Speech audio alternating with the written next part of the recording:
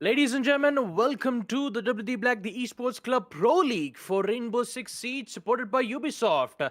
I'm your caster Baba Gusta. With me, I have my co-caster Blackjack and our admin Aizen, as we are here for the second day of qualifier phase, season 5. Starting off with the first match, we're going to be seeing Ultra Instinct going up against Psychotic Ace. Unfortunately, only one of these teams will get the spot in the next phase, which would give them the higher chances to stay in Division 3. So, without further ado, let's just head on into it. As the map will be on Clubhouse. Ultra Instinct will be the one on attack. Psychotic Ace will be the one on defense. Let's just head on into the Operator's ban phase. As we see, Psychotic Ace will be the one banning in the side of defense. Now, talking about season 5, it is, however, a very sad thing to say, but still talking about the match at hand here. Qualifiers phase, Ultra Instincts will be on attack on a map Clubhouse, whereas the first ban from Psychotic Ace will be the Jackal.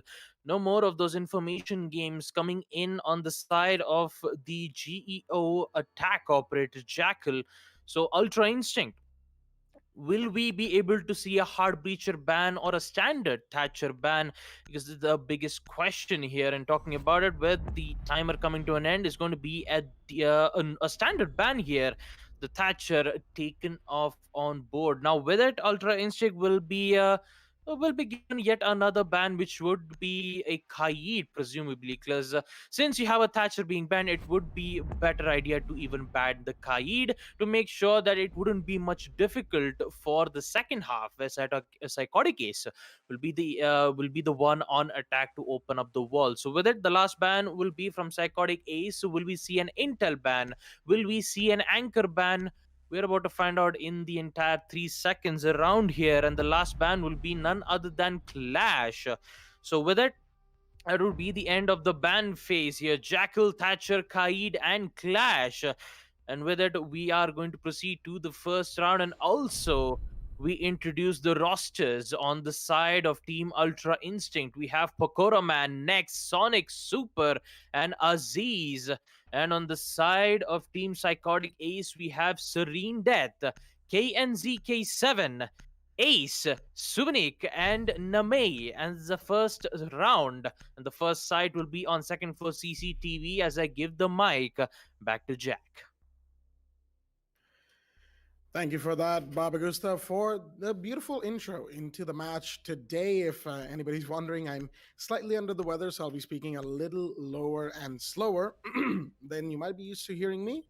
But for the most part, it should all be smooth sailing. Ultra Instinct starting off on the attack on the map of Clubhouse. It's going to be a very interesting side for them, indeed, because on this map, they've been here before, and their attack has been a give and take. It's been 50-50, right? Excuse me right there. It's been 50-50 overall. And Psychotic Ace, of course, we haven't seen them before. So it'll be interesting to see how the already established attack of Ultra Instinct goes up against this new-ish defense that we are going to be seeing today in front of our eyes. UI, they like to drone themselves in, but they like to be aggressive as soon as they see somebody on or close to their forward attacker positions, their point attacker position, if you will. And that's how, they like to proceed in their attack rounds. The roam clear is kind of there, kind of isn't. Really depends on if they get taken out early, if they suffer losses early, then they won't push out too far. Psychotic Ace will probably be looking to do exactly that. They have a bandit for tricking as well. Got to be careful from down below, as Sonic with the Zofia will try to, play a little verticality and whatnot, but you have the Maverick from Pokora Man to try and get the bandit out before he can do too much per se. And aside being open, Sonic is going to connect, not quite, does some damage. The bandit will fall back as action phase starts off quite interestingly from the side of Ultra Instinct. Serene Death falling back right from the main stairs would give Pokora Man an access to open up CCTV, but looks like there would be a bit of a problem. No, it would not. And Zofia will gladly use the impact needs to make an angle and also an entryway for the attackers. Now, the only thing that they have to worry about is those Valkyrie camps, in which one of them is being placed right in towards construction. And when that barricade gets opened, the defenders will be attentive when it comes to holding that construction site. The beautiful Val camps, though, although we haven't seen any one of them right outside the building just yet, the drones spotting out exactly where the Jaeger's location is. We'll be able to see a C4 being popped out right in front of Nex. Looks like Sonic will not engage in that gunfight, but still proceeds to pressure the defenders instead. Super, on the other hand, trying to use the grenade to make it work, and it will. Pokora Man will be the one to take out one. Super gets the other. Nomei will be able to try and at least get one more, but it's not going to happen as Sonic will be there to take him out. Put it in a 4v2. Make that 4v1 as an aggressive peek from the Zofia would force Kiab in a 1v4 situation in towards the cash. Will be able to take out the EDDs. The Bearing 9 comes in hand. Not quite sure what exactly happened at that specific moment, but you have Sonic in the end to take out Kiab, and with his Ultra Instincts would not have any problem dealing with Psychotic Ace's first round on defense. They'll be able to win their first round, and also we take a look at it in the instant replay. Good attack coordination, good push, good kills, and also a good win for Ultra Instincts. I mean, it is what it is, but still there is hope for Psychotic Ace to come back, knowing that the site from round 2 will be on Basement Church. And it is quite interesting to see what kind of operator speaks that we do get to see here. KNZK with the alibi, and also Name with the cap cans, even with the EDDs being placed right from the entrance. The attackers will be able to detect it, taking out the EDDs. So maybe the Capcan should be able to, place it some particular places where the attackers would not expect. Maybe placing it near the stairs doorway would work out well. But also, what's more interesting is that we'll be able to see an alibi being played on the side of Psychotic Ace. Now, talking about alibi, she has the potential to bamboozle their opponents, especially if you want to go for that aggressive spawn peek, or I would say a technical run out. And you could actually use it with the help of the Alibi's Prismus holograms, in which one of them is being placed. Not quite sure where exactly is it, but Kiab, though, most of the Valkyrie camp placements that we've seen is just inside the site, and somewhere particular nearby towards the site. For an example, if the site is on Basement Church, you would see one of the camps should be in towards kitchen. Maybe there might be one on side of the kitchen, and maybe two in towards the site. I have absolutely no idea on where exactly the camp spots is. But since as we proceed to the action phase, Ultra Instinct will be the one to drone out the second floor. Next, we'll be able to find out exactly where Alibi's location is. The drones will be able to find exactly where the players in towards kitchen. KNCK needs to be careful with the peak, and that peak won't be able to find anything just yet. Actually, it does. Oh boy, didn't actually get to see that. That was an instant trade coming in from both of them, in which it would give a lot of problems, knowing that you cannot make that vertical lines aside in towards kitchen. No more of those frag grenades to deal major damage to the defenders who are hunkered in a specific direction. But Zufar will be able to open up those hatches even with the C4. Actually, there is a C4 being placed. Not quite sure where is it, but still, the kitchen hatch will be opened as we proceed to the 1 minute 40-second mark. Plenty of work yet to be done for the side of Ultra Instinct, as they are just about getting their hatches and whatnot breached. Utility clearance will be coming next, of course. But they have to be careful of any aggressive plays coming in from Psychotic Ace. Sonic pushing up the main stairs. He's going to see the cap cannon. Fortunate for the man right there. But Kappa was looking a little bit off in the wrong direction, if you will, and should have probably been watching his main stairs very exposed. Sonic was able to take full advantage of that, putting them in a 4 versus 3. Capcan Traps get pinged as Pokora Man wants to go in through dirt. Can't quite do that just yet. You have the mute jammers and whatnot, so there is some excuse me, right there.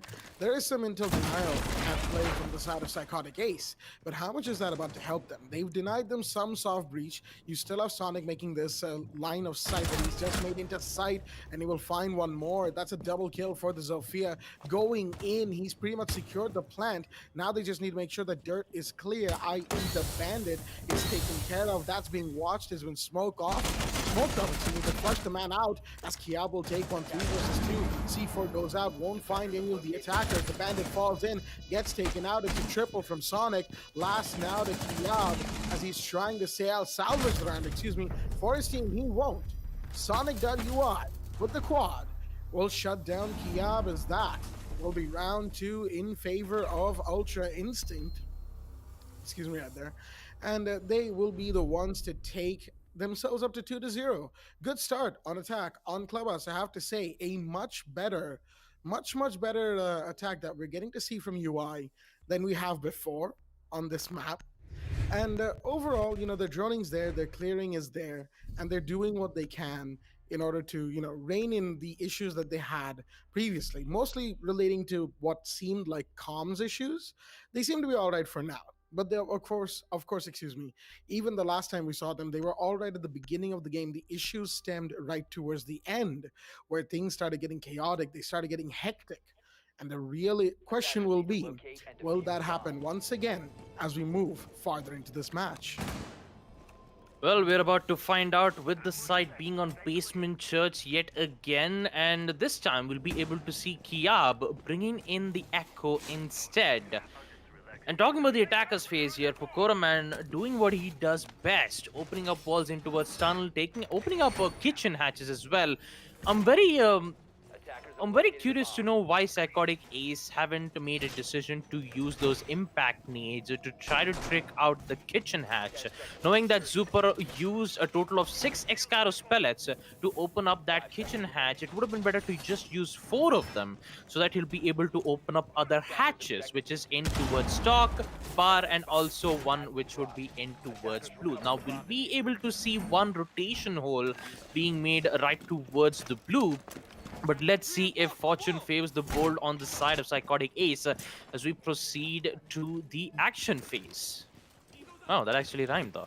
Anyways, with the mute jammers being placed in right towards the Basement Church, the only difference is how they'll be able to counter their intel. Of course, you have those mute jammers which would deny some information, but also there is some mute jammers which somehow denies the hard breaching capabilities. Although Suvanik, 2 mute jammers just in case. I mean, you just need to be safe in towards blue. Who knows? Maybe an Ash Rush might come in on the side of Ultra Instincts. But talking about the attacker's phase, though, we won't be able to see an Ash being brought up, and also the kill from Next, taking out Name right out of the bat as the Kapkan is being taken care of. Super misses the opportunity right in towards the basement arsenal room as Aziz will be able to give some vital information. Sonic back at it again right in the main stairs, get caught up with the Legion Goo Mine. He has to take it out, but the Hibanas and also the support are already doing good amount of work, opening up hatches, opening up walls, and also getting an entryway in towards the site. Now Sonic is back in towards the main stairs too much fast. And that fastness will be able to get claimed from none other than KNZK's T5 SMG. Now with it, they did eliminate Sonic, making it a 4v4. This can be Psychotic Ace's round if they just hold their ground, and looks like Pokoraman will be able to find a weak spot, taking out Serene Dad. Super does the same, taking out Suvik, making a 4v2, and with it the Echo and the Legion will be the only 2 operators left in the side of defenders. They have 1 minute left. They just have to eliminate at least 1 or 2 players, but the amount of information that they're getting from UI with the SMG-11 tries to go for that kill, but KNZK will be able to take out Next, and another one taking out Super, putting it in a 2v2 situation here. That would immediately equalize the round count. Ace sees the head of the Maverick but doesn't get the shot quite yet. Aziz has the control in towards the side, and Impact deals some major damage to Pokoraman. He needs to wait for the Legion to make his play. No, it does not. It's a quad kill from KNZK. one more to get the ace. Will it happen? Kiaz is still trying to figure out where exactly his location is. No, it does not. It's going to be KNZK with the D5 SMG. The ace from Psychotic Ace, and with it, Psychotic Ace will be able to make their first round win in round 3 Basement Church and Arsenal Room, and with it they'll be able to get a round win. 1-2 will be the scoreline, and with it we have to go for an unfortunate pause time here, ladies and gentlemen. We do have to apologize for the inconvenience, but still, this actually gave Psychotic Ace's first round of hope, saying that no matter how many times that they lose, they'll be able to come back up. And looks like this is the time that we're going to see. And looks like Next will be back. And looks like we'll be able to resume the match back right away. So, Jack, how excited are you in this round, knowing that we did get to see the Legion making an ace? That was certainly quite the play right there from KNZK, doing a lot of work for his team. As it were, as it seems, Nex has come back into the lobby. So we'll be resuming nice and quickly into the match. Round 4 will be underway on a second floor CCTV and cash room, with the Capcan once again in play from the side of the defense. Psychotic Ace relying on KNZK quite a bit in that last round. Excuse me right there. To shut down the main stairs play and, of course, the push into church and then onwards into site.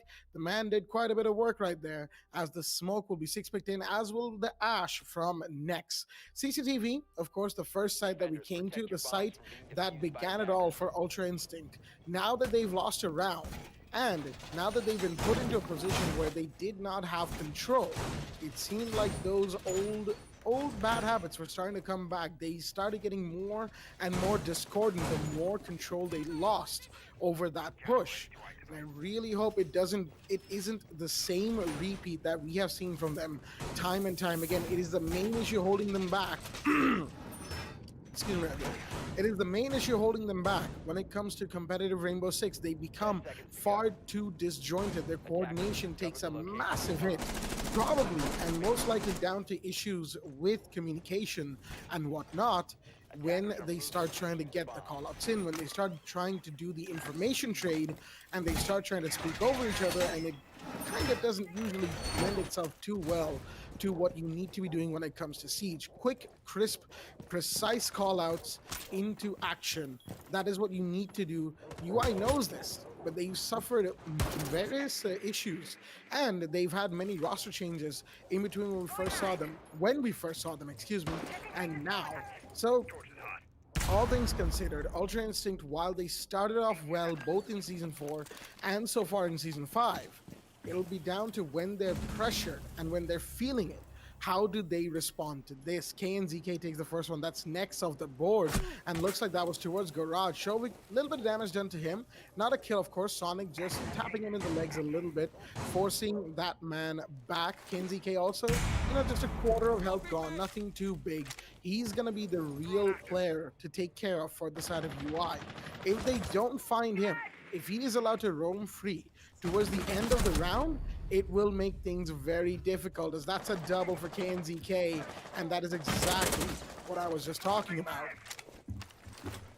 KNZK proving dangerous for Ultra Instinct. They need to figure out a way to eliminate the main target. If they do not, and if Psychotic Ace keeps up their momentum, and that would give Ultra Instincts in a very bad situation. Talking about that information game though, Valkyrie keeping their cams right in towards construction though, and he's just waiting for the attackers to push in right towards the bedroom. Now KNZK needs to be careful, because he is going very aggressive without having any information as of yet, and Sonic slowly making his way in towards CCTV. If he just take out Suvik, he'll be able to go in for the plan. But also they have to be careful of the C4s, and also that aggressive peek from Suvik. As Sonic takes out one, KNZK gets the other. It's a 3K again from Aziz. Will he get the double ace? We're going to find out here. KNZK needs to be careful of one more. The pre-fire will come in. So does Pakora Man's nade, in which it does not get caught up. A 2v4 situation, and looks like Sonic is gonna go down, and he's never gonna come back up because he does not have any withstand. But here comes Pakora Man in towards Cash, who needs to find one more. He gets one more, taking out one it's going to be Kia putting in a 1v2, but he needs to find two more, and also diffuser that has been dropped right into towards the garage. It is versus the shotgun. Misses one shot. Name needs to be careful, or else he's going to be very dangerous. Pakora Man with one more. It's going to concede into a 1v1, and the T5 SMG comes in with the save to take out Pakora Man, and with it, Psychotic Ace will be able to make a good comeback and also great recovery, putting it in a 2-2.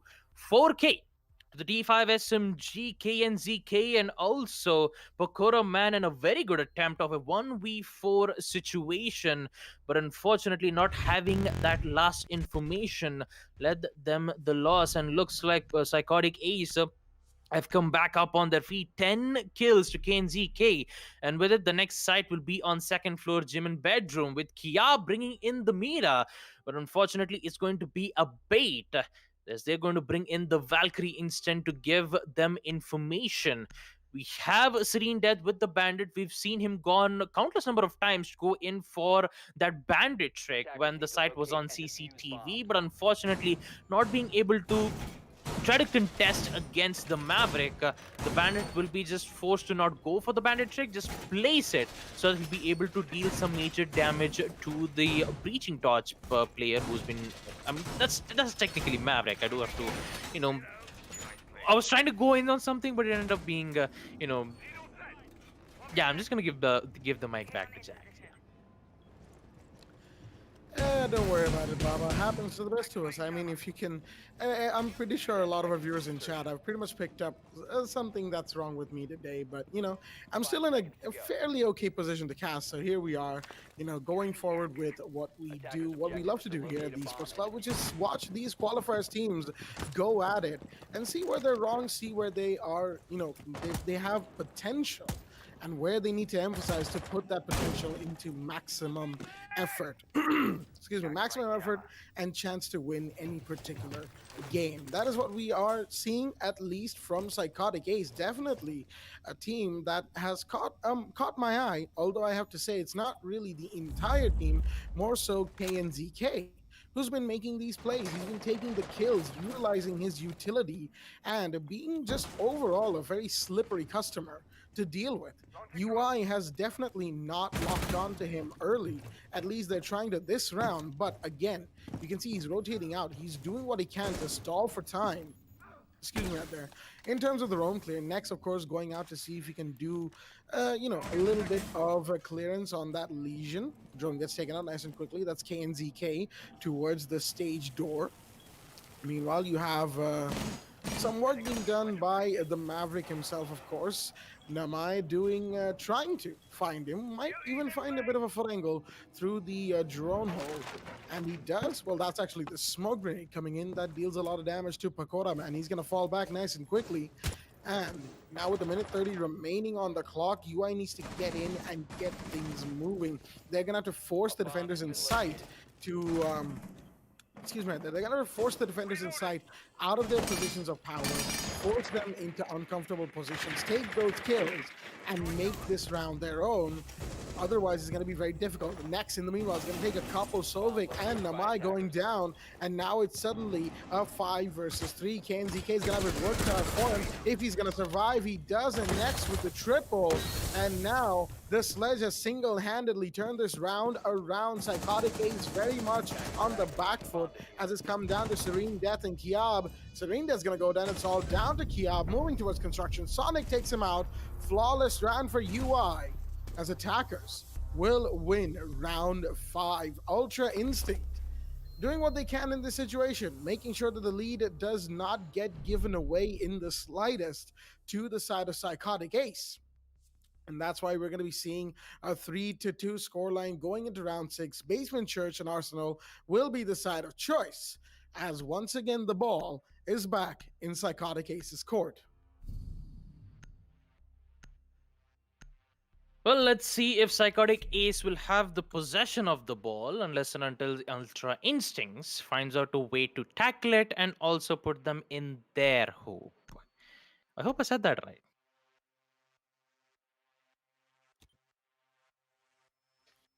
I'm not honestly sure.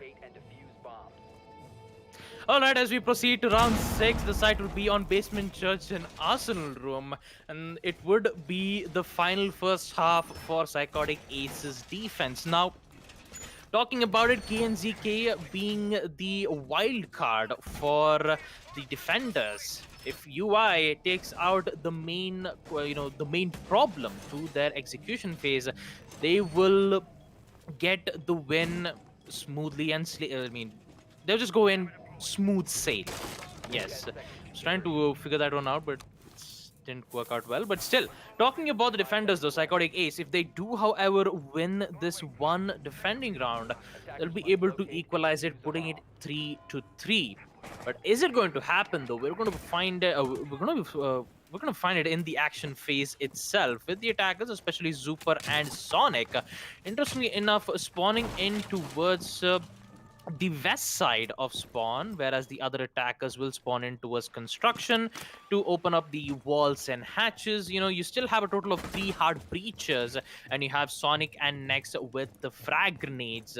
Actually, Sonic has 2 impact and also a claymore, but also to Capcan, not quite exactly knew where Hibana's location is, and also gets taken out quite early, who was in towards kitchen, and also Hibana will succeed opening up the hatches in towards this in towards the bar, in which they will have much more access in towards the modo. Now there isn't any roamers on the side of Psychotic Ace. It's just going to be a hard hold from the defenders, and next be able to toss a nade. Will it connect? No, it does not. It's a bit front right in towards the desk where exactly Echo's location is. And even with the ADS not being, present right at towards the basement church, it will be a bit problematic knowing that the push will come in from the attackers, with Super getting one more right in towards the kitchen hatch, taking out a Super Death. Serene Death, and with it next will make its way in towards the Arsenal Room. Needs to be careful in towards tunnel, in which he does not win that gunfight. Putting in a 4v3, KNZK will come in to give support for their team, currently all by himself, holding in towards the dummy spot. The flashbang will come in to make sure that the plant would go out smoothly, and also the planter will also make a drop down. KNZK is still alive and kicking. The smokes will come in to block their lines of sight, but here comes KNZK for the rescue. But still, Super comes in to take him out, bringing in a triple kill as Pokoramat comes in with the knife. And with it, Sovik will be the last man standing in towards the tunnel, and he gets shut down from none other than Sonic. Ultra Instinct will be able to win round 6 Basement Church and Arsenal Room, and with it, that would conclude the first half of Psychotic Ace's defense. With it, round 7 will proceed, where Ultra Instinct will be the one on defense, and also a 4-2 scoreline in which they are in the ones in the lead. All they need is three more wins for UI to get the win, and looks like the first site that they're going to go to is going to be on second floor gym and bedroom. Talking about the attackers phase here, we will be seeing 3 hard breaches on the side of Psychotic Aces and 2. But an interesting 6-pick will come in from Sonic, switching from the Valkyrie to the Goyo. An interesting one. I mean, you have the Maestro with the Evil Eye cams to give them viable information, and also you have the Mute for intel and breach denial. So you shouldn't have to worry about the attackers pushing in from that exact location, because mainly you do know what kind of choke points that they're going to arrive in. Either they would push in towards CCTV, or if they successfully open up the walls on Jacuzzi, they will slowly make their way, getting the control of the site, and then go for the plant. Easier said than done, but it's all about the gunfights where Psychotic Ace needs to worry. And if KNZK gets through 2 or 3 more kills, give the access of the site to the attackers, well, that means Psychotic Ace is 2 rounds away to equalize this round. Given everything that we've seen so far from Psychotic Ace, I'm not exactly sure if they might be able to make that. Again, it's primarily down to the fact that we don't have enough data points, if you will, for Psychotic Ace when it comes to them on stream. This is, I believe, the first time we're seeing them on stream in the Pro League, of course. And that makes things a little bit difficult to call in these qualifiers matches, though. Given my conversation with Foxy yesterday, we talked about this on stream, of course, which is that simply makes these matches all the more exciting. We don't know who's going to win. We don't know who's going to, come out on top, whether it's super strong or not. How by what margin, and all of those questions, and they don't get answered immediately. Of course, we have to wait and see for the results to come in, as the logistics hatch will be breached by the Maverick. In this case, that is Kiab, trying to come in, make some plays for his team, as well as do what he can to clear some utility. He's got those grenades, of course, as Nex is going to lose one of his meat jammers, wants to place another one down. And I think that may have been heard out, as the grenade could have come in from the drone hole. He's got to be careful of his gym window, though, as he has single-handedly so far denied the Thermite any breaching potential. Namar's trying to see if he can get by through one of the jammer's limitations in its range. None of that's going to work, and that's going to force Kiap to come in and Maverick the situation out. He might just be able to do it, though, successfully speaking, but time, that is the real thing that the Mute was trying to waste. Time was the thing that was taken care of. I don't think a grenade still went out, though. Nope, there we go. The bullets will take care of that, as the breach will come in on GPG wall. Minute 10 on the clock as UI excuse me right there. UI are slowly starting to come to grips with this. Pakora Man's down, and looks like landing has been taken care of along with the hallway. Zuper fires back. He's found one, found two from inside of logistics, doing work right now. And this man on the Jaeger could just have turned things around, as he needs to find a couple more. Grenades are going to come flying in his direction, and he has to be so careful of the breach as well. Somehow doesn't get punished. Peeking that, he will see them instead. Tries to go out, but this time he will go down. Maestro still alive. Next finds one of them. Meanwhile, Kiap goes down. Now it is a 2v3, make that a 1v3. Beautiful shot from Sonic. And now Namai, the last man standing, trying to push in towards Jim. Doesn't see the mutant time. Next will take him down. And that is going to be UI taking round 7. More and more in the lead, as they are so much closer to match point now. One round away from getting this match that much closer to the victory. UI doing very well so far. Here's hoping they continue to do this and not start stumbling like they did last season.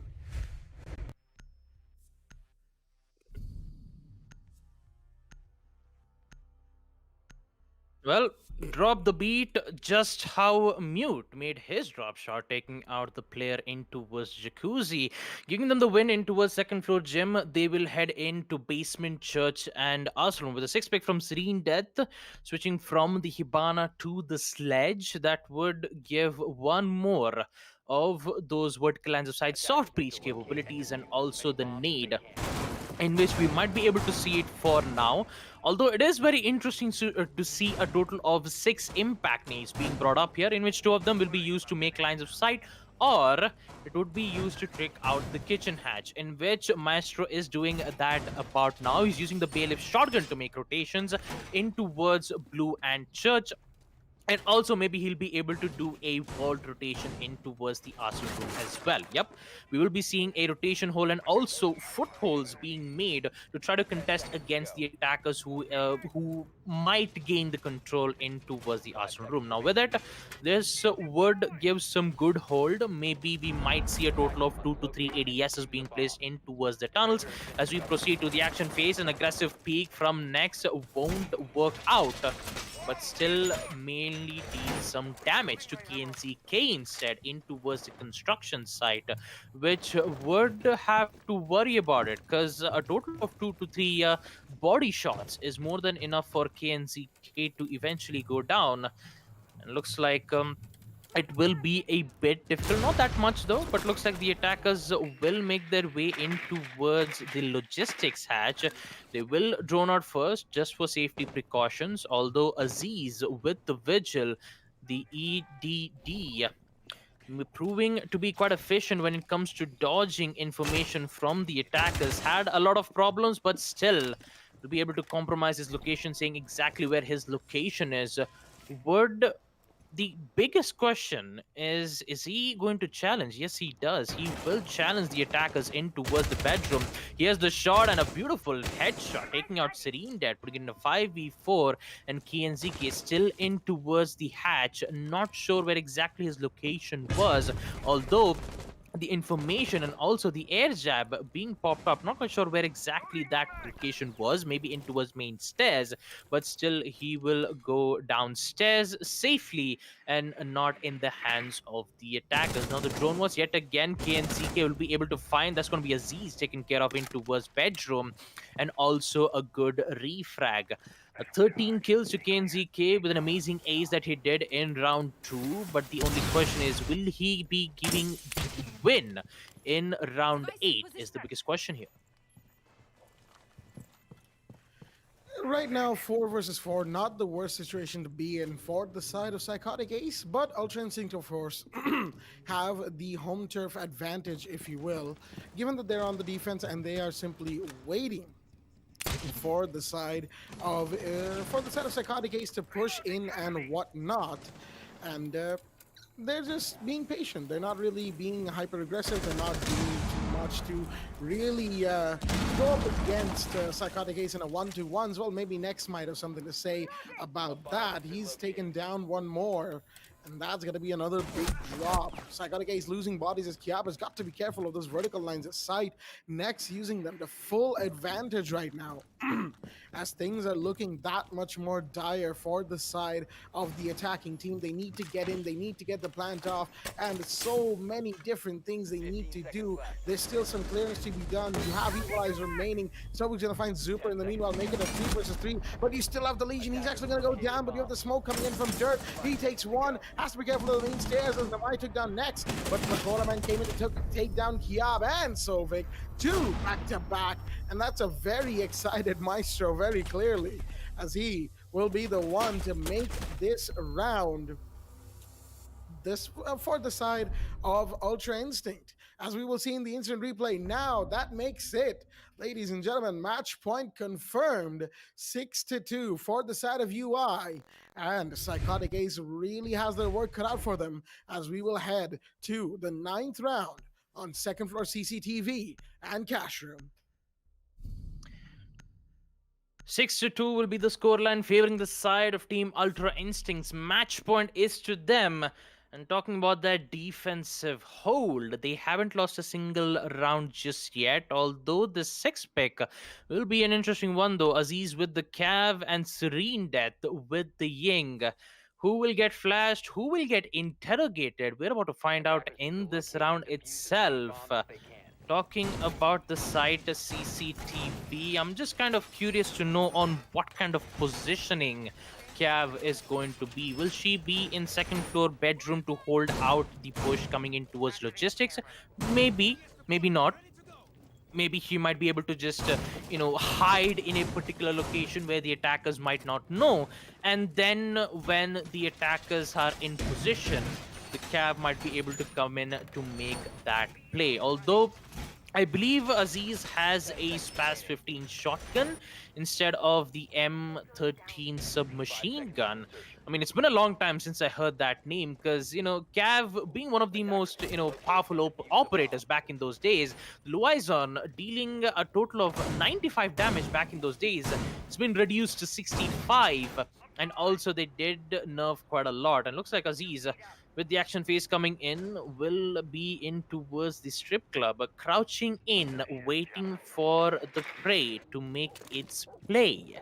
With the attackers spawned in towards construction, they will make their way, opening up the walls in towards CCTV, and also an air jab to make sure that there won't be any runouts coming in on the side of Ultra Instinct. Now, there will be one of the Valcams being thrown out right outside the windows of second floor gym, in which they'll be able to see the entire entrance in where exactly the attackers have made a play, and also two of the cams which is in the building as of now. The drone works from the attackers to give them clearer access and also an understanding of what do they expect? Looks like Next will be able to give them some pressure here. Opening up the barricade would force their focus in towards the garage, and also a bit scared because maybe they might be able to go for that run or right in towards the garage, giving them the confusion, knowing that the Maverick has only made half his work. Now he needs to open up the upper part so that he'll be able to open one of them. But here comes KNZK though, giving them a bit of a breather, taking out Super, but still almost getting the hands of Pokora Man, and also doesn't have much information in towards the main stairs, which would give a bit of a problem here for KNZK. Pokora Man almost sees the head, but it's going to be Next to shut him down, putting in a 4v4. And with it, 1 minute mark will come in. Aziz still in towards the bedroom hallway, will make his way in towards the bedroom. But with Ash taken care of, and with him being spotted from the attackers' drones, we might be able to see an impact being thrown out right in towards the logistic, but it's not going to happen. Will we see an interrogation? No, it does not. Aziz immediately deny it, but the shotgun comes in, taking out the ace, as an instant refrag will come in from the Maverick. Oh boy, a lot of confusion, a lot of pressure being induced on the side of Psychotic Ace with the 30-second left. Will we be able to see a play? No, it does not. Next will be here to take out one. Ace gets the other in towards construction. But now it is a 1v2. There is a chance, but that Malusi's Banshee did and giving up in this position. Pokora Man will gladly take him out with the SMG-11, and also the win on map Clubhouse. 7-2 will be the score line, and Ultra Instinct, they did shown the power of how Ultra that they're going to be. 7-2. And also an impressive play from both Sonic and KNZK with an impressive ace. But unfortunately for the on the side of Psychotic Ace, they will be eliminated, and Ultra Instinct will be the one to head into the next phase. Congratulations to them. But still, we still have two more matches to go. Actually, we have one more matches to go, ladies and gentlemen. It's going to be Volcanic Edge versus CL Maximus. Maximus means max power and max performance. But for now, we just still have one more to go, and that is called Relive the Moment. Talk about the matches that exactly happened for the past 10 rounds and understand what just happened. So talking about in the first half itself, Jack, what did you expect from both of these teams? All things considered, from the side of Psychotic Ace, I definitely expected a little bit more of a fight, if you will, against UI. UI is a team that, while of course they are tough to beat for other qualifiers teams for reasons that are inherently obvious, it is the qualifiers after all. Things can be a little bit tough. I know. I see you. I see you smiling over there. I know I'm a little bit under the weather. Do forgive me, but let me get this bit out, right? But UI definitely have cleaned up where they were going wrong in their previous plays, and what they were doing right seems to have been amplified for the most part, as their droning, their clearance, and their coordination was on point outside of those 2 rounds in the middle that they did unfortunately lose. We'll see that in Relive the Moment with a bit more specific breakdowns of the rounds and whatnot. Going live on your screens right now. Relive, for the most part, it allows us to see these things that we excuse me right there, that we that we like to talk about and whatnot. And UI definitely did a lot for their coordination. They did a lot for their droning. They did a lot for the utility work. But more importantly, their coordination and communication. That's the real thing that UI had an issue with in the last season, especially towards the end when the pressure really came onto them. This time, they seem to have some handle on that, and they aren't letting the pressure get to them, at least for the most part. 2 rounds in the middle, like I said, did get taken out, and that, unfortunately, was not the play for them. They started getting a bit discordant, getting a bit all over the place, but they cleaned it up quickly. Of course, it did help that Psychotic Ace was definitely not ready for the kind of challenge that UI posed to them today. And even while Ultra Instinct were definitely, they were definitely feeling it in some situations, they still did good work, if you will. And I have to say, Psychotic Ace, for the 2 rounds that they did take, they looked pretty good. Almost as if they might be able to bring this match around in their favor. But unfortunately, they couldn't quite. They lost the momentum far too early. And once they did, there was really no going back for this team. Once momentum was given away, surrendered to Ultra Instinct, the match was gone. It was done, dusted, and all of those metaphors that we like to say here at the Esports Club. Ultra Instincts, congratulations to them. They will go forward to the third day of qualifiers. Psychotic Ace, well, this season is the final season. There are no more qualifiers as far as we know after this one. So, whatever comes next, hopefully we will see them back there trying again. Same with UI, regardless of what happens this season. Both of these teams and several others in the qualifiers, excuse me, right there, in the qualifiers have caught our eyes. Teams that we would really like to see more of going forward for the region. South Asia, of course, we're only just getting started. There's so much to be explored. And that, of course, is most apparent here in qualifiers for this Pro League. With all that being said, ladies and gentlemen, and to give ourselves a little bit of a quick break as well, we'll be taking a short one before we come back with the second match of the night. That is, of course, Volcanic Edge versus CL Maximus. Going live on your screens in a short moment. Stay tuned.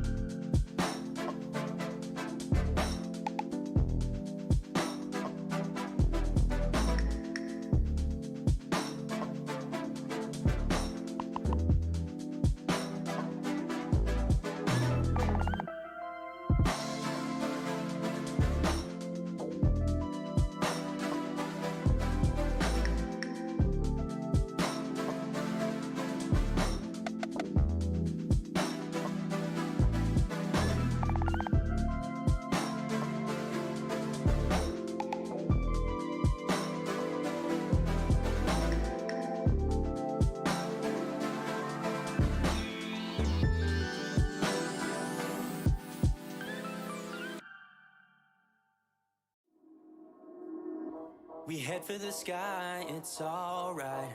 Our wings wouldn't fly, it's alright. If we are crashing down again, pieces of love, it's alright. Scattered in mud, it's alright. You're giving me a lie again. And tell me what you want, this time I won't take it to the heart. Cause I know we won't make it out, I've heard it all before. Yeah, tell me what you want, let me hear that I'm the only one.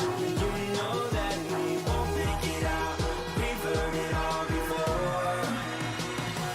It's alright. It's alright. It's alright. It's alright. It's alright, so let's move on. It's alright, so let's move on. It's alright, so let's move on. It's alright, so let's move on. It's alright, so let's move on. It's alright, so let's move on. It's alright, so let's move on. It's alright, so let's move on. We head for the sky, it's alright. Our wings wouldn't fly, it's alright. If we are crashing down again, pieces of love, it's alright. Scattered in mud, it's alright. You're giving me a lie again. And tell me what you want, this time I won't take it to the heart. Cause I know we won't make it out, I've heard it all before.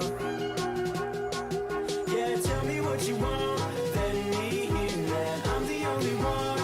You know that we won't make it out, we've heard it all before. It's alright. Hey. It's alright. Hey. It's alright. It's alright. It's alright, so let's move on. It's alright, so let's move on. It's alright, so let's move on. It's alright, so let's move on. It's alright, so let's move on. It's alright, so let's move on. It's alright, so let's move on. It's alright, so let's move on. Alright, so let's move on.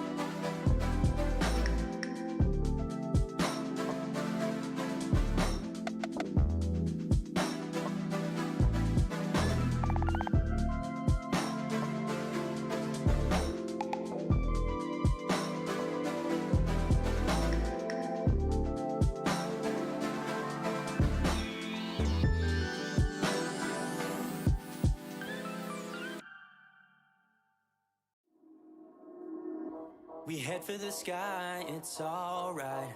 Our wings wouldn't fly, it's alright. If we are crashing down again, pieces of love, it's alright. Scattered in mud, it's alright. You're giving me a lie again. And tell me what you want, this time I won't take it to the heart. Cause I know we won't make it out, I've heard it all before. Yeah, tell me what you want, let me hear that I'm the only one. You know that we won't make it out, we've heard it all before. It's alright. It's alright. It's alright. It's alright. It's alright, so let's move on. It's alright, so let's move on. It's alright, so let's move on. It's alright, so let's move on. It's alright, so let's move on. It's alright, so let's move on. It's alright, so let's move on. It's alright, so let's move on. We head for the sky, it's alright. Our wings wouldn't fly, it's alright. If we are crashing down again, pieces of love, it's alright. Scattered in mud, it's alright. You're giving me a lie again. And tell me what you want, this time I won't take it to the heart. Cause I know we won't make it out, I've heard it all before. Yeah, tell me what you want, let me hear that I'm the only one. You know that we won't make it out, we've heard it all before. It's alright. Hey. It's alright. Hey. It's alright. It's alright. It's alright, so let's move on. It's alright, so let's move on. It's alright, so let's move on. It's alright, so let's move on. It's alright, so let's move on. It's alright, so let's move on. It's alright, so let's move on. It's alright, so let's move on. Alright, so let's move on.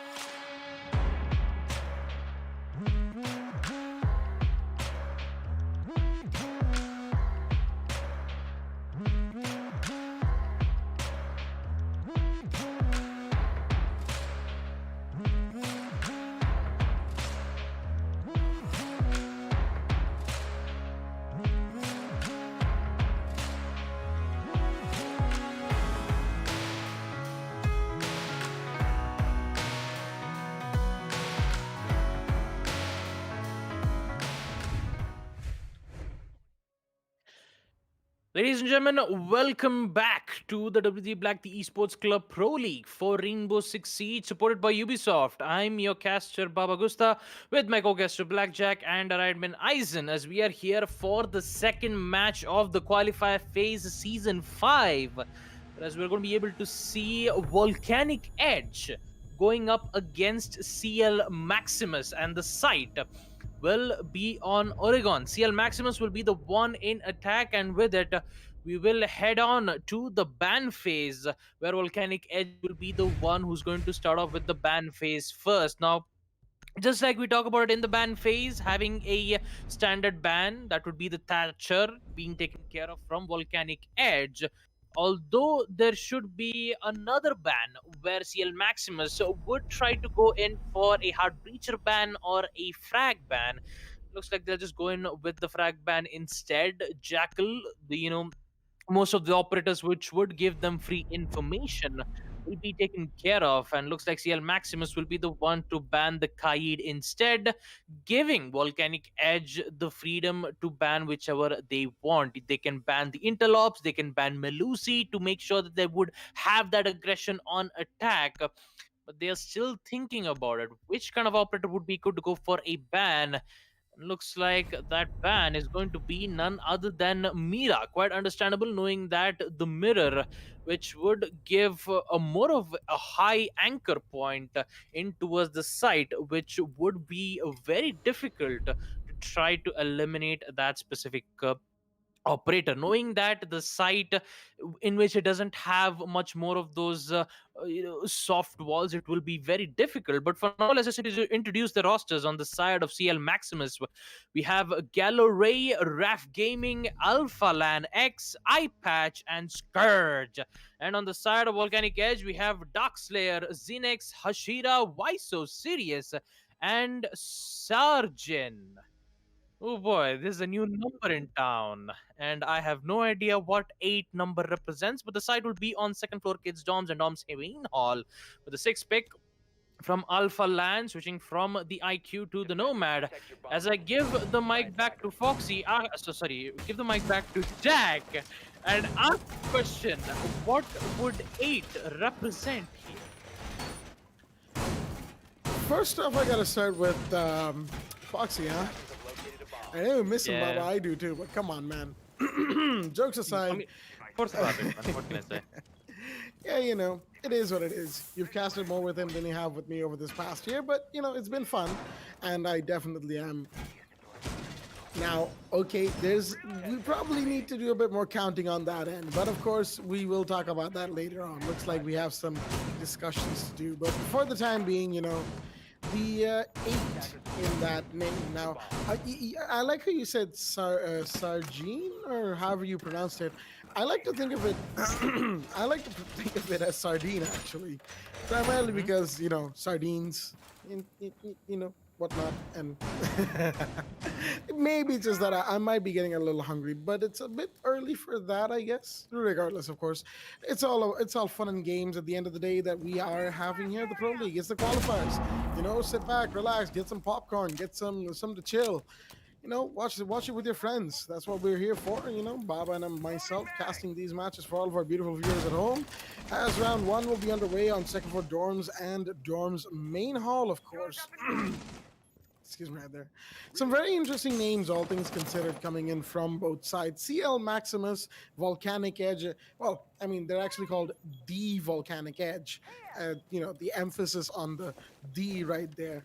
Even though it doesn't quite fit within the naming structure that is presented in custom lobby creation. Regardless, I'm interested to find out why they've named themselves the Volcanic Edge. Maybe their playstyle might give us something to bounce off of in that regard, but nothing too much right now.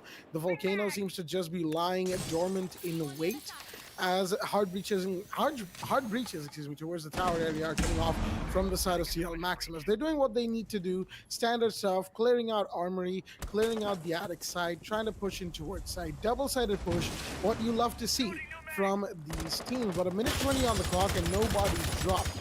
Will that pose a threat to them as Volcanic Edge gears to defend against this push?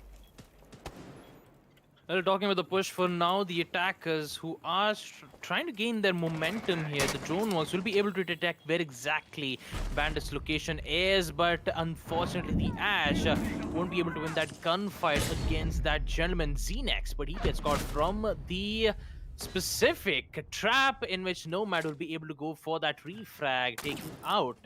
But still, talking about that man count advantage, it still goes to the favor of Volcanic Edge. Scourge is still in towards the trophy room, trying to contest one, but here comes Eye Patch, taking out Dark Slayer to equalize the man count, putting it in a 3v3. 35 seconds left. Scourge needs to figure out a way here. And also, he doesn't know that there is one of the operators still prone, and is going to be why so serious with the castle. Smoke gas canisters, not even letting the attackers push in towards the trophy unless Scourge has finally figured out a way to eliminate. No, it does not. The UMP will claim the life of him. And with it, a 2v3, no time left, and also the entire crew starts to fall down as Volcanic Edge will be able to win round one of second floor kids dorms site. Now also we take a look at it in the instant replay. We will proceed to round two, and looks like Sardine has unfortunately left the game, which in fact will be a pause timer. And also, back to the desk to try to talk about what exactly happened. But still, I'm just kind of I'm just kind of trying to understand the entire team here, because you have Scourge, you have Eye Patch, and you have Gallo Ray. The name of the team is called CL Maximus. The word CL is basically a Roman numeral having a number of 150. So maybe this might be a name of a ship, might be the captain of the ship. And Eye Patch and Scourge are more of like, their crewmates trying to give them and find their way out. I just kind of like the names, and I just kind of like the number of, the type of names that they put. It's very interesting to know about it. But still, talking about the match at hand here, the team from on the side of Volcanic Edge will come back. It's going to be Sardine who's going to come back, and with it we'll be able to come back to the second round, where the site will be on Basement Laundry. 6 pick from Sardine, switching from the Melusi to the Clash, and with it round 2 will proceed. Attackers need to locate and defuse as many bombs as they can. Basement Laundry, the side of choice, coming in from the side of Volcanic Edge, as we seem to be looking at Sardine has left the game for some whatever reason. Regardless, of course, it is what it is. It's one of those new things that seem to be happening with this season of Neon Dawn. But it's one of the things that won't actually grab our attention too much because it doesn't really interfere with what we're seeing in front of us for the time being. That is the action coming in from a Volcanic Edge. Good play in that first round, especially excuse me, from the Warden playing Zinix, who is currently playing, of course, the Alibi. Did well on that armory area as he was single-handedly supposed to be the one to hold off the initial push. And, well, of course, he had to drop down to Garage to try and give himself and his team a little bit more room to work with. He did it with some good flair, some good cheer and whatnot.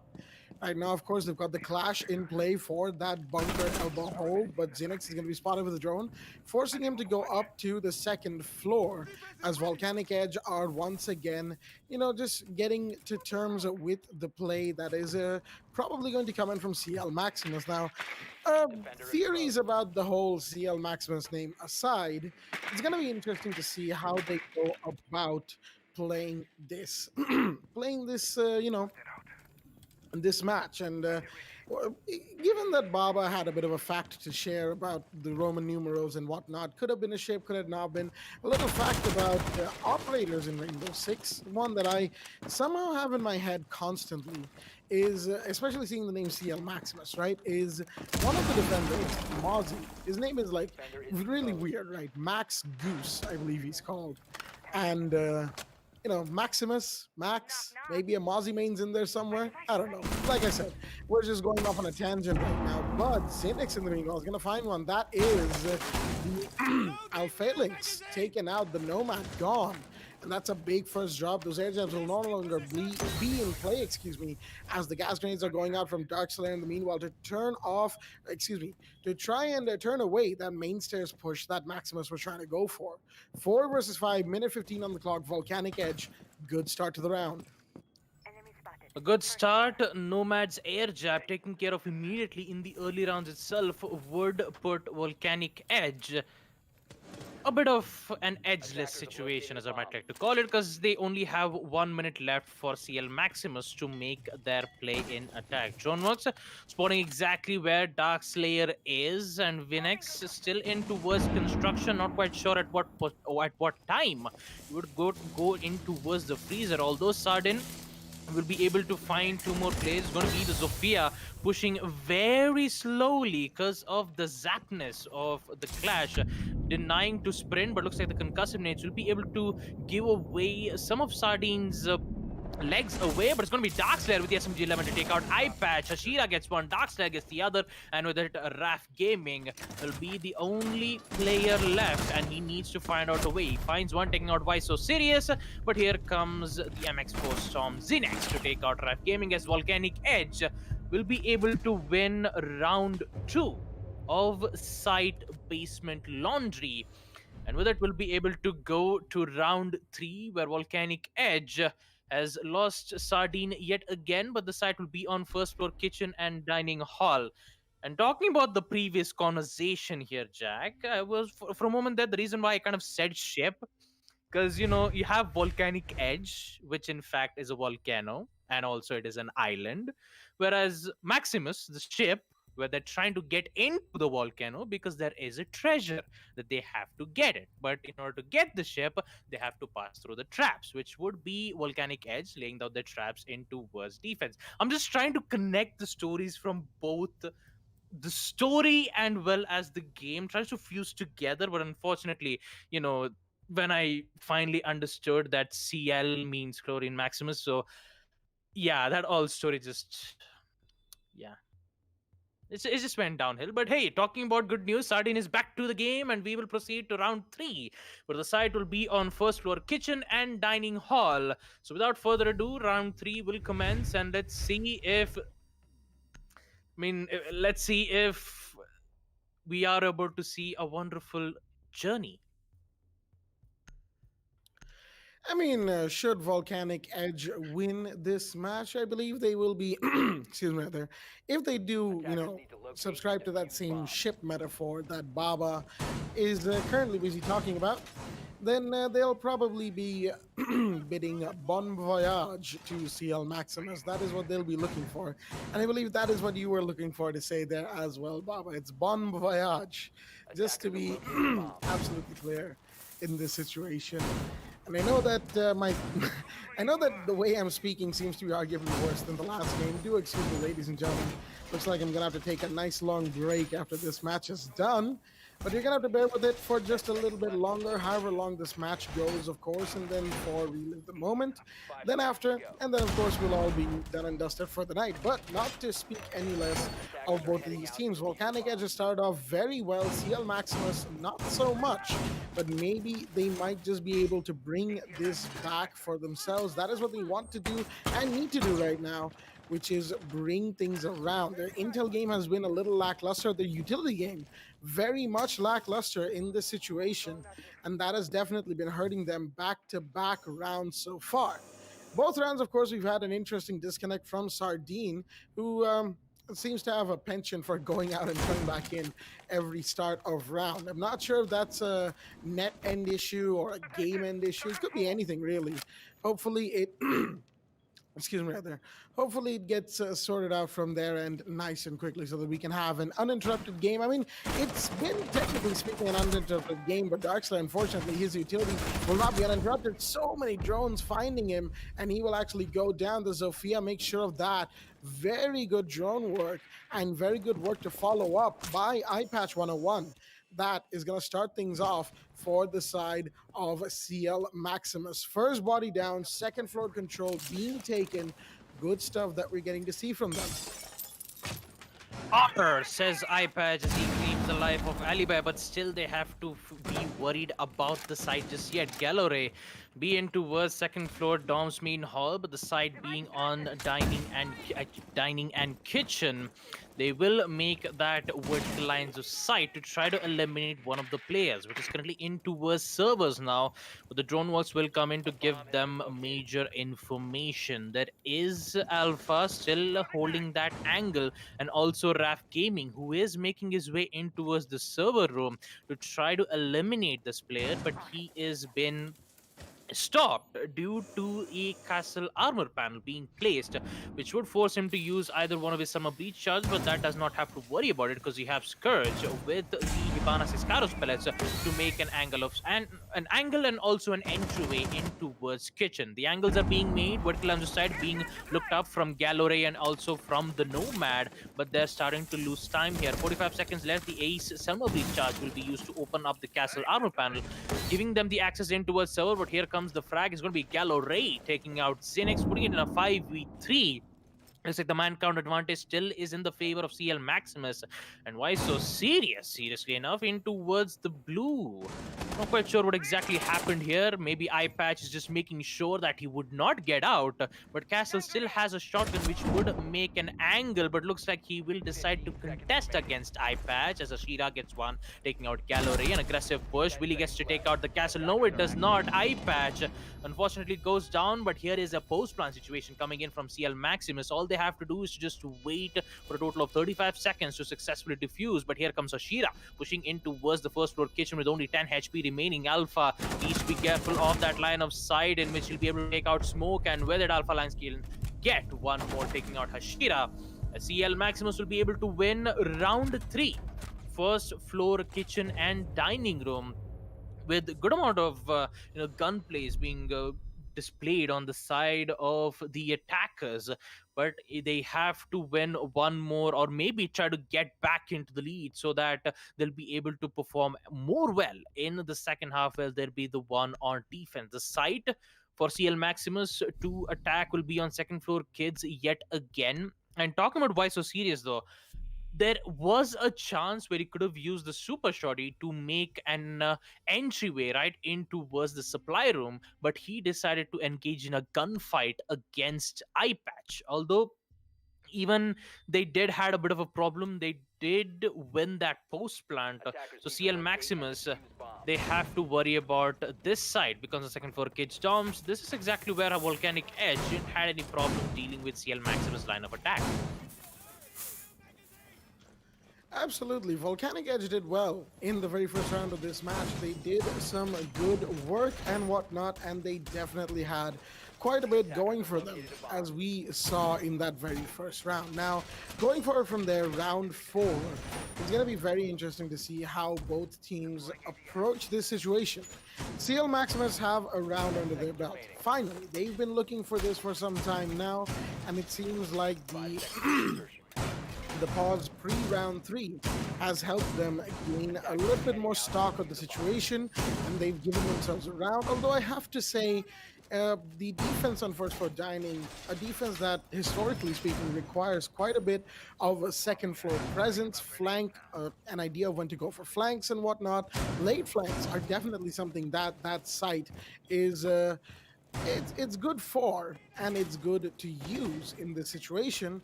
And Volcanic Edge, unfortunately, they didn't quite do those things. They tried to play sight for playing sight's sake, and they got taken out because of it. Now, excuse me, rather. All things considered, it was still a fairly good attack from CL Maximus. They made sure that there were no collapses, even if they did lose a couple of bodies right towards the end. There wasn't too much lost from their side to make it an unwinnable situation. Zinix, tons of damage done to him from an Ash Shard. Seems like that was from below, as the side of the attack really wants him gone this time around. You can see the drones finding where this man is, and he will go down because he did not know there was somebody on the armory corridor window. Once again, the first kill confirmed, and that seems to be what CL Maximus really needs right now. Now, don't get refragged, push to site, and they will find themselves once again in an advantageous situation. Will that go through? With a minute 40 left, that definitely seems to be the case. No refrag from Volcanic Edge would put in a very tough spot. 4v5 here. And the attackers will succeed opening up the walls in towards the attic. Now they have to make their way in towards the side, in which the Ace will make his a summer breeze charge to open up the walls in towards Kids 2 to make their lines of sight, give them the distraction they need. Nomad tries to contest. Looks like Darkslayer will be able to get that quite a bit of damage in towards the attic, but Alpha with a huge pre-fire right from the wall to take him out, putting in a 5v3. But still, their job's not done yet. They have to get in towards the site, knowing that it is a 5v3. Sardin still has one more smoke gas canisters to fend off their push for a total of 10 seconds. But Hashira needs to be careful because there is the attackers pushing in towards the attics. Puts in a 4v3. Visosirus gets one, the SMG, and Hashira takes out Eye Patch.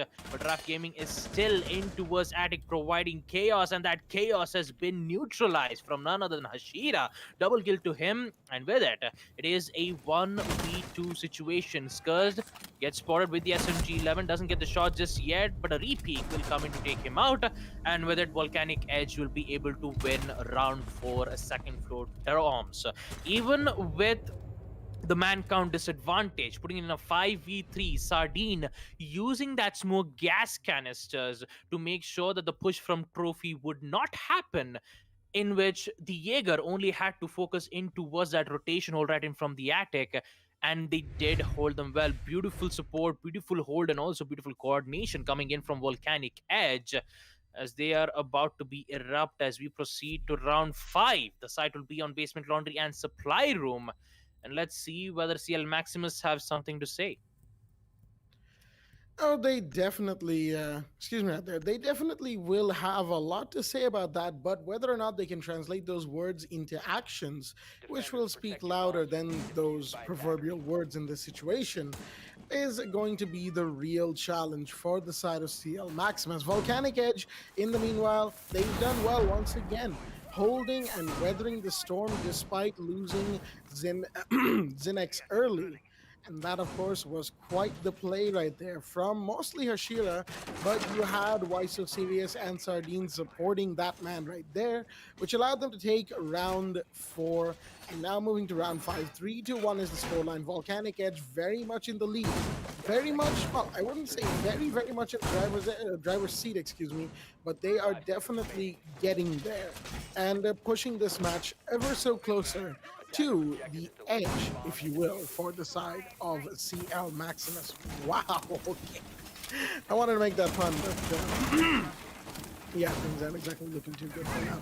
But anyway, point notwithstanding, Sardine with the clash once again. We've seen him before, back in round 2 of Basement Laundry and Supply Room. Blue Bunker, the elbow of it for the most part, held down by Sardine, who this time seems to be wanting to hold down to his barrels. Gone up quite a bit in his hold, as the default cans are still alive. Looks like construction spawn isn't really a thing that CL Maximus wanted to do. They're going to go around the long way, potentially down freezer and main stairs, and maybe even down tower back stairs to give themselves a little bit of leeway to work with. Zinix on big tower definitely there for that backstairs play that CL Maximus could attempt, while excuse me right there, while Volcanic Edge are just they're for the most part just chilling. They're waiting around, knowing that they don't really have to do too much. As Raf has made his way towards the attic and is taking care of that hatch in meeting, but no, Zinix is going to find eye patch in the meanwhile. The Zofia, not being weary of the top angle, going to get taken down as now the Alabas come face to facing as the Hibana, despite the droning, will find the kill. Finally gets refragged, but that's so much damage, and that is going to be so not good for the side of Volcanic Edge.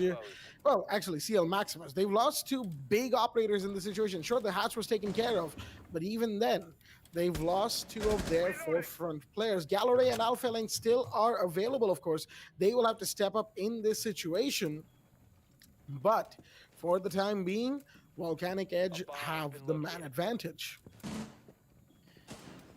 Well, with the attackers still struggling to get in towards the site, knowing that they've already lost 2 of the players in towards the attic, Scourge will find a way to take out one of those players. It's going to be Darkslayer taken care of in towards the laundry, and he is slowly making his way in towards the laundry room. Now, he still needs to be careful with 3 more, in which Sardine, he is making his way in towards the blue bunker, will also make his way in towards that specific place, gets caught out, and with it, here comes the zaps from the Ace, which has no other way to try to contest against the clash. He's prepped and ready, but decides to flip it at the wrong time. The timing is what will give us the opportunity to go in for the plant. Why so serious? Going with the flick yet again, but unfortunately it does not bode well here. Post plant, Alpha gets one taken out. Why so serious? And with it, Hashira will be the last man standing. The prefaz from the Jaeger will come in, putting in a 1v1. Defuse will also come in. The pre-fire will come in as well, but Alpha will be able to get that kill, taking out Hashira. CL Maximus will be able to win round 5 Basement Laundry and also put them in the scoreboard 2-3 as we proceed to round 6, where the site will be on Basement Laundry Room yet again. Their main problem is that they did not drone out the part on Big Towers. That's exactly where Xenex was. He took out both of the players in towards the attic, despite the drone was giving him the valid live information. Fortunately, they could not go for that beautiful refrag. Also, eliminating 2 birds in 1 stone is what Volcanic Edge did, and also forcing the attackers to not even get to the site at the right time. They went in for the post plant. They will succeed, but still, knowing that it is a chance where Volcanic Edge might be able to put it in a 4-2, they have to deny this. They have to at least equalize it 3-3, so they'll be able to get another chance in the second half, where CL Maximus will be on defense. Knowing that the site will be on Basement Laundry, it will not be as an easy task, knowing on how CL Maximus took care of that opportunity. They, Eye Patch and Scourge were both the players who got taken out quite early, but Alpha did make that wonderful recovery to make sure that it does not happen. Talking about Volcanic Edge, though, they did make a miraculous 2v4 clutches, coming in time to time. It did happen on round 4, I believe, and even on round 2 Basement Laundry, where they did hold their ground. They did make sure that the defenders would only just worry about one particular angle rather than watching 2 angles instead. It did work out well, but will it work out this time, knowing that Volcanic Edge is... they need that lead, so that they'll be able to, make sure that when they are on attack, they'll be able to have some opportunity to fight back.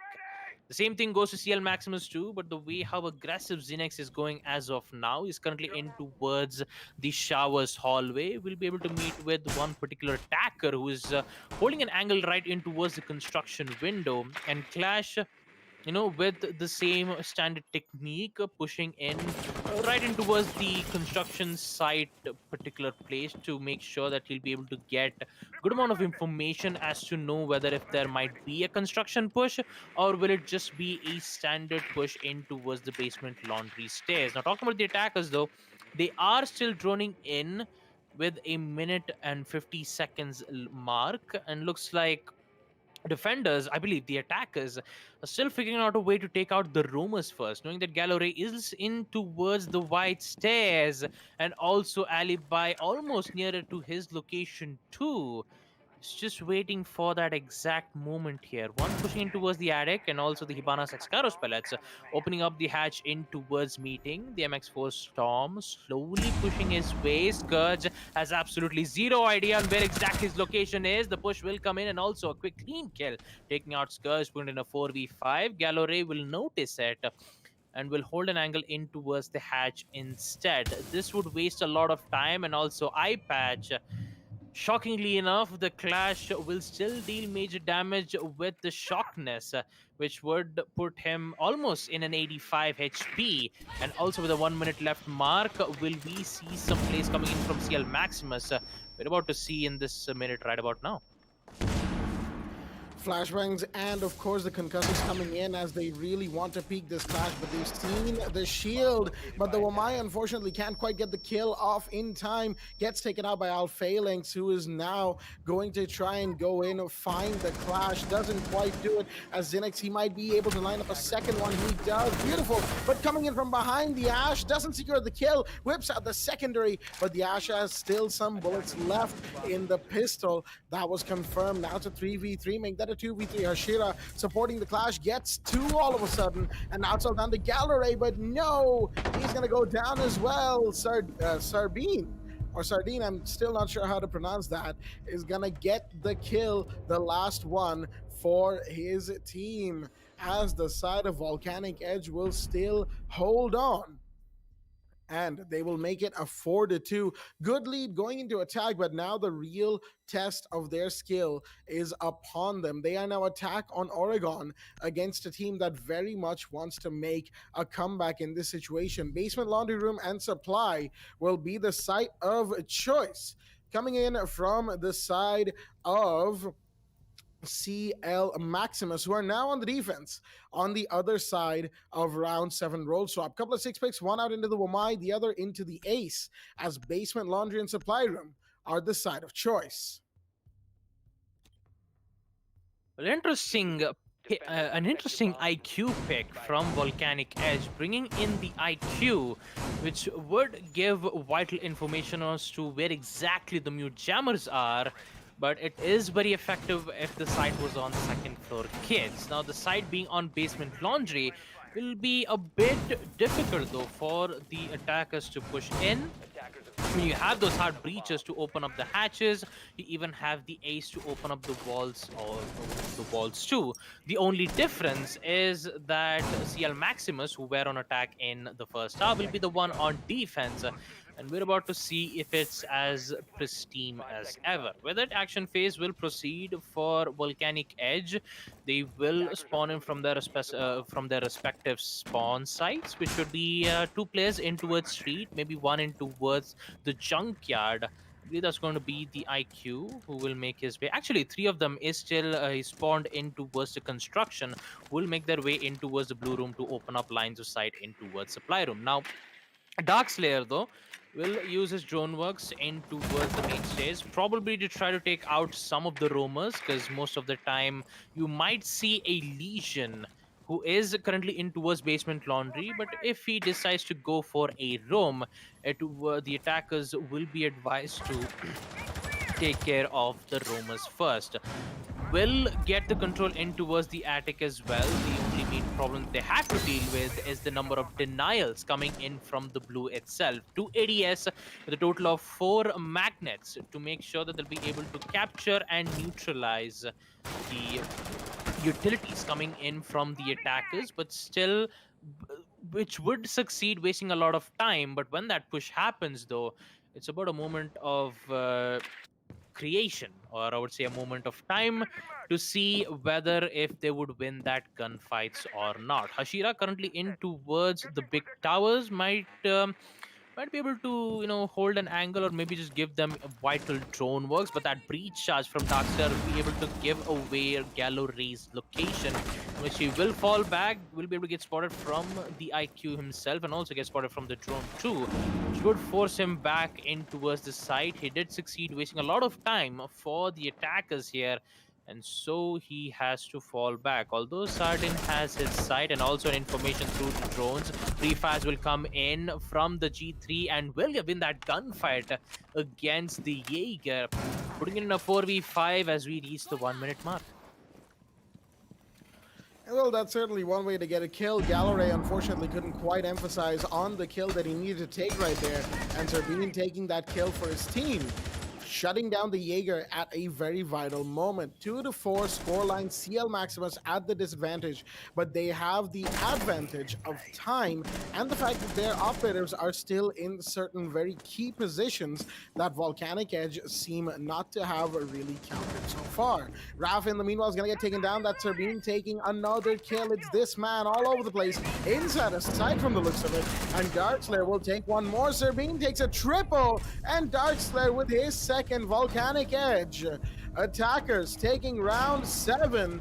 Flawless round. Beautifully done from the side of Volcanic Edge, as they are bringing it back. And, well, not bringing it back, bringing it on the fight, as we will see in the instant replay.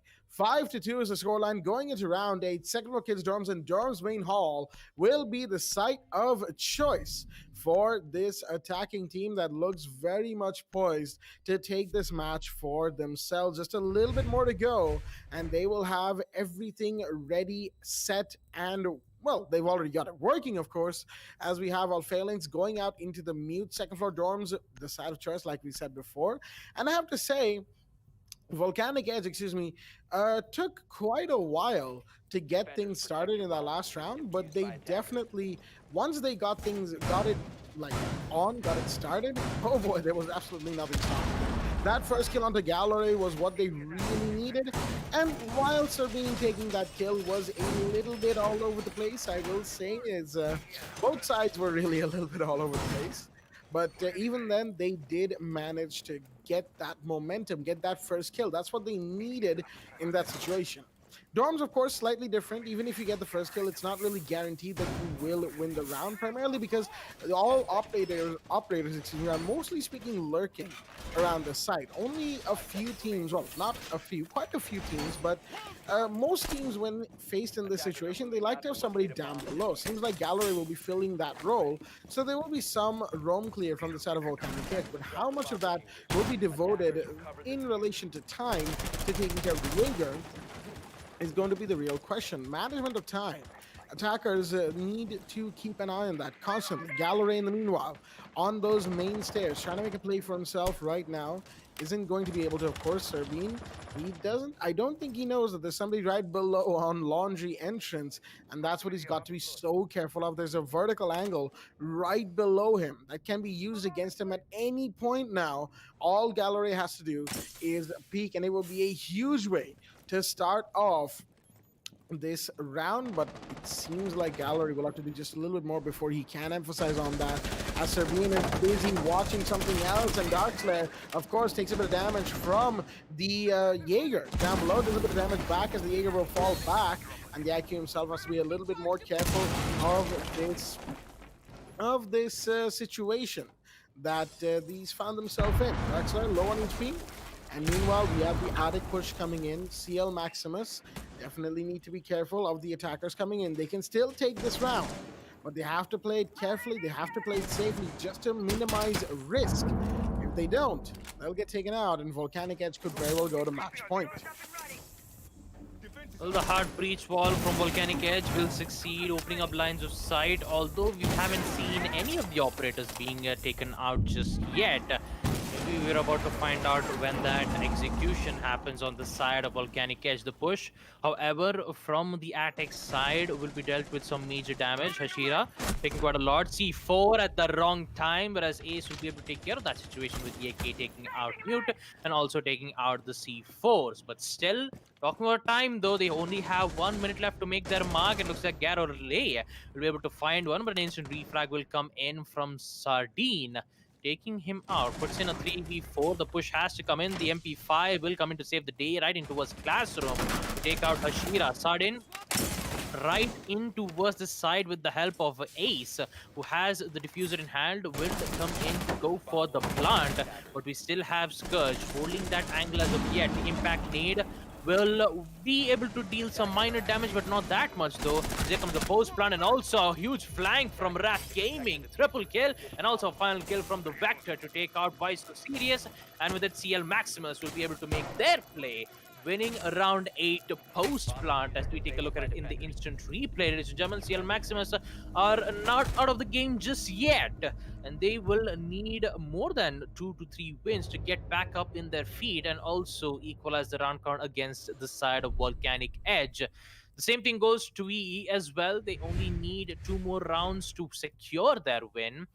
Looks like the way how they succeed winning on second floor dorms this time, they are back on basement laundry, and hopefully we won't be able to see we might be able to see some aggressive being held up on the side of CL Maximus, knowing on how aggressive Sardine went, getting more than 2 to 3 kills and also an instant access in towards the site. Maximus had no idea on how to convert that post plant situation though, but still, talking about it, round 9, basement laundry. Let's see what CL Maximus has to offer for Volcanic Edge. Well, for the most part, CL Maximus's defense on basement definitely looked a whole lot better than it did on second floor. I have to say, Volcanic Edge. Excuse me, I actually said the inverse of what I meant to say right there, which is CL Maximus's defense on second floor looked a whole lot better than it did back in round 7, against the side of Volcanic Edge. Now, granted, VE's attack in the previous round could have used just a little bit more cleanup. All they needed really to do was take care of the lesion on that White Stairs area. Scourge, having survived that initial right there, initial push in, if you will, was one of the things that really helped CL Maximus survive the round. Of course, that and the fact that Wrath Gaming was able to go around from first floor and make a huge flank play. That was big for the side of Volcanic Edge, too big, in fact, for them to handle, and they will not be pushing this match over to match point, not just yet. It could be that on round 9 we see that happen from them, as they will look to bring things around their way, maybe, just maybe, pushing this match off to the precipice of what they have to do in this situation. Is going to be what we see in this round. Looks like there's a bit of emphasis on towards somebody on Big Tower, and that's Gallery gone. Unfortunate, but he was already surrounded. Zinix and the Hibana, that is Hashira, had his position on lockdown. And unfortunately, the Jaeger could do only so much to try and get away. He could either fight directly or submit. Seems like he may have tried to fight and got taken out. Round 9 with the first kill going to Volcanic Edge is going to give them the advantage in this situation, as Eyepatch, not sure what he's trying to do right there, 316 all over the place. Might be just trying to have some fun inside a freezer. We all know how, holding certain positions and lines of sight can get a little bit tedious in certain situations if no action's happening at all. He has to stay on his guard at all times right now because, of course, should he get caught off guard, he will definitely not live to regret it, and his team might not either. Minute 20 and less on the clock, and looks like VE are slowly starting to close in on the side. The action is really about to ramp up as Eyepatch takes the first. First kill for Eyepatch, taking out Darkslayer in this round, which would put Volcanic Edge in a difficult spot here. The freezer is still in the hands of CL Maximus. That would give the only focus in towards the big tower stairs, and also in towards blue, in which Raf is still holding. He's just making sure that the attackers would not get an inch. Looks like the proximity mine will be able to give away his position as well. The Dronos will be able to spot where exactly Vamai's location is, which will switch his focus in towards the big tower stairs. But looks like Scourge will be able to take out Sardin, whereas Sardin takes out Alpha. Hashira all will be making his way in towards blue by taking out Vamai, but still. Talking about time, they don't have much though. 20 seconds left. They only have control on blue. Why so serious? In towards supply room, but still doesn't have the exact location on where the location is. Scourge still in towards basement laundry and will be able to get that kill. Why so serious? Taking him out would force Eye Patch in a 1v3 situation in towards Freezer. Gets caught up with the Legion Goo Mine. The pre-fire will come in, taking out Eye Patch, and with it, Volcanic Edge will be able to win round 9 basement laundry and also put them in match point against CL Maximus 6-3, where the side for CL Maximus is either giving them a decision to either go for basement laundry again, or maybe go for meeting or kitchen, or dining slash kitchen, in which they will decide to go for meeting hall and kitchen instead, knowing that basement laundry is not a site where CL Maximus is confident on. So they will decide going for meeting hall instead. Now, talking about the IQ being in play here, Darkslayer won't have any problems trying to find exactly where those mute jammers location are, so that they, most of the time they always succeed opening up that vertical lines. Sorry, not the vertical lines of sight. It was a normal wall which would needs to be opened. Now, since the site will be on first floor meeting, their main focus is to make sure that the attackers would not have that vertical lines of sight, which will be in towards the attic. The defenders will hold their angle in towards the attic, in which the hatch will be opened. And also, I believe the attackers might, make their way into a second floor kid storm to get their control of that particular place first, and then try to get in towards the site. Although, in order to do that, they need some hard breach, in which Xinex is, if Xinex and Hashira is present with the hard breaching capabilities, the Ace Summoner breach charges, and also the Excaros pellets, not only make lines of sight, but also give them the entryway in towards that specific spot. Let's see what's going to happen as we proceed to the action phase. Castle placing his last armor panel right in towards the hallways which connects from both kitchen and meeting. And also Scourge will be in towards the security room, and also I believe two of the players will be in towards the attic. I believe only one of them will be in towards the attic, and it is going to be Gallo Ray, the Jaeger, in towards second floor, currently in towards the kids, but still a lot of patience, also a bit of a silence happening here. Talking about Ash, though, he will be in towards rear stage, will be forced to use the breach charge to open up the castle's armor panel, and also try to gain access in towards the attic. Just like I said from the previous time when we were on prep phase, and Darkseid shouldn't have any problems trying to find exactly where the Legion Goo mines are. Although Sardin will do his job opening up the castle armor panel, but still will be dealt with an angry MP7 player, which is going to be Scourge in towards the kitchen. And also, slowly making their way, Volcanic Edge is one win away to win against CL Maximus to give them the win, and also a promotion to the next phase. They have to win this round first, or else CL Maximus will get the upper hand, winning those 3 rounds of defense, and they will have a chance to put this match in in overtime. Will it happen, or will Volcanic Edge will do something about it? And looks like Sardin will make his play, though, by going very aggressive in towards meeting. The smoke will do his job too by throwing his smoke gas canisters to deny the push. But Sardin is already deep within the site here in towards meeting, but not anymore. Alpha, the beautiful use of smoke gas canisters to take out Sardin as Ashira gets one, taking out Scourge. 4v4, 55 seconds left for Volcanic Edge to make their play. it so indeed. Why so serious? Taking out Gallery puts it in a 3v4, and the entire meeting goes to the side of Volcanic Edge. Ashira gets one more. They will proceed to go with the plant. They have smokes to block their lines of sight, and with it, Host Plant will come in for CL Maximus. Alpha doesn't have any more smoke gas canisters. He will decide to run and gun. Looks like it's not going to work out well here. Volcanic Edge will be the one to win round 10.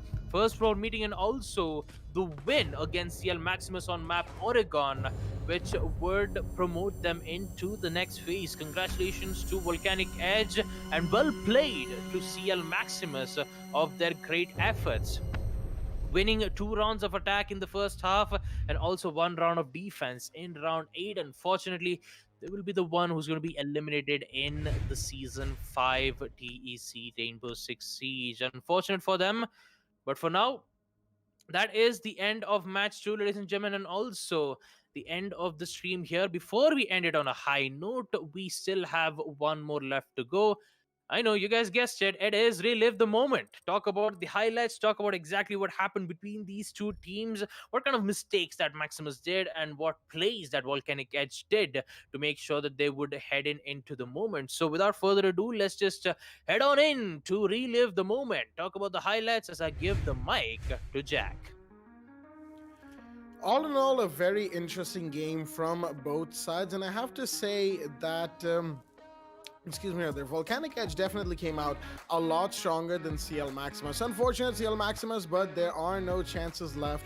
No more seasons. We've already been over this, of course, and they will have to try again in whatever tournament and league and whatever awaits us in the 2021 esports season in proper, which is of course the post SI era, if you will. Right now, CL Maximus, they gave it their all. I will say that they gave it their all because they were definitely fighting back on multiple instances, not just one, not just two. Multiple rounds went very close. That could have gone their way, but it seems that they have a little bit of maybe inexperience, maybe, communication issues that are plaguing them in this situation, or were plaguing them in this situation, that they just could not overcome for the time being. Volcanic Edge, in the meanwhile, they had the advantage clearly in most, if not all situations, just down to the way that they were playing it. They were playing it calmly. They were playing it, not over peaking a whole lot, making sure that they had their angles on check. They had their flanks watched. For the most part, there were still some issues, especially on the other side of round 7 roll swap. But CL Maximus, they fought back for a few rounds, even taking one on roll swap when they went to a defense. That was, of course, the second floor dorms round, which is on round 8. Round 7, of course, Volcanic Edge again.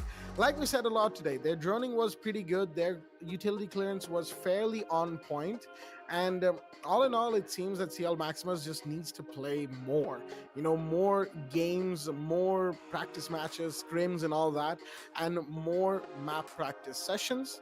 And they will definitely become a team that we will have to keep our eyes out for. There's some potential in there, but it needs to be nurtured. It needs to be grown for this team to truly become one of those teams that may one day rise to the very top. As they showed, as we've spoken of, there's something there. But then again, the same could be said for Volcanic Edge. There's quite a bit there, actually, and they seem to really know what they're doing. So seeing them going forward into the next stage of qualifiers gives me some hope that maybe this is a team that we might see in Div 3 for the esports club in the final season. There's definitely quite a lot of room to work with for Volcanic Edge and for the other teams that are going forward from here. There are teams that have made it, there are teams in the qualifiers that have gone to divisions before, couldn't quite stay there. There are teams that have tried for so long and couldn't quite hold on, if you will. The final hurdle that they needed to go through, they couldn't quite do it. But now they will be that one step closer in the final season. But unfortunately, that is where we're going to be ending things tonight, ladies and gentlemen. Bit of a high note, two very quick and very exciting games that we just had, and we'll be back tomorrow with some more qualifier games for this qualifier season. Season 5 off to a great start, if I do say so myself. But that is going to do it for ourselves, Blackjack and Babagusta, and of course our match admin Eisen, as we will be ending things off here and coming back tomorrow with more qualifiers action, Rainbow Six Siege action heading your way. Stay tuned and good night.